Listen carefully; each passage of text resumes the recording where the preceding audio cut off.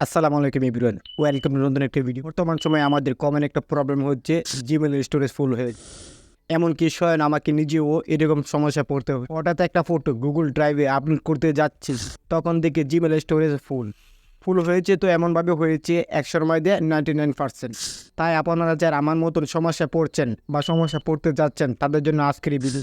কারণ আজকের এই ভিডিওতে আমরা আপনাদের দেখাবো কীভাবে আপনার জিমেলের স্টোরেজ ক্লিয়ার বা খালি করবেন।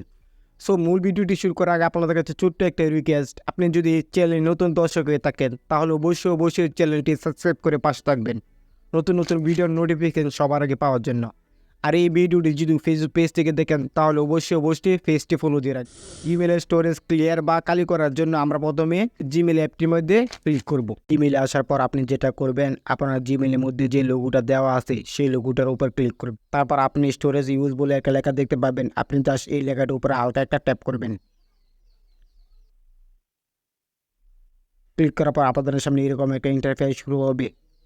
এখানে আসার পর আপনি গুগল ফটোতে কত জিবি ডাটা নিয়েছেন সেটা দেখতে পাবেন, গুগল ড্রাইভে কত জিবি ডাটা নিয়েছেন সেটা দেখতে পাবেন, এবং জিমেইলে কতগুলো ডাটা নিয়েছেন সেটাও দেখতে পাবেন, এবং সর্বশেষে হোয়াটসঅ্যাপে কতগুলো ডাটা নিয়েছেন সেটা দেখতে পাবেন। এখন ডাটাগুলো ক্লিয়ার করার জন্য আমরা ক্লিয়ার আপ স্পেস বলে একটা লেখা দেখতে পাবো, আর জাস্ট এই লেখাটির উপর হালকা একটা ট্যাপ করবেন। ক্লিক করার সাথে সাথে আপনাদের সামনে এরকম একটা ইন্টারফেস শুরু হবে। স্টোরেজ ম্যানেজারের আন্ডারে 4টা অপশন দেখতে পাবেন। এক, আনসাপোর্টেড ভিডিও ফাইল অ্যান্ড ট্রাস। দ্বিতীয়, large photo and video large file. এই ফাইলগুলো ডাটা ক্লিয়ার করার জন্য এই ফাইলের উপর ক্লিক করবেন।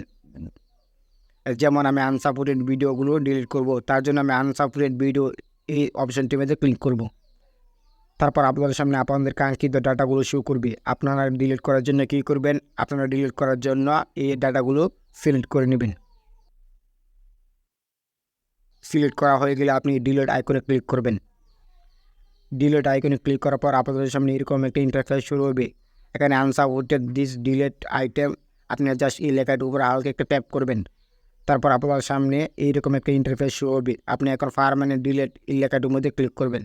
সো দেখেন আমাদের আনসাপোর্টেড ভিডিও যেটা ছিল সেটা ডিলিট হয়েছে। সো এই ছিল আজকে ছোট্ট একটা ভিডিওটি ভালো লাগলে বন্ধুদের মাঝে শেয়ার করতে পারেন।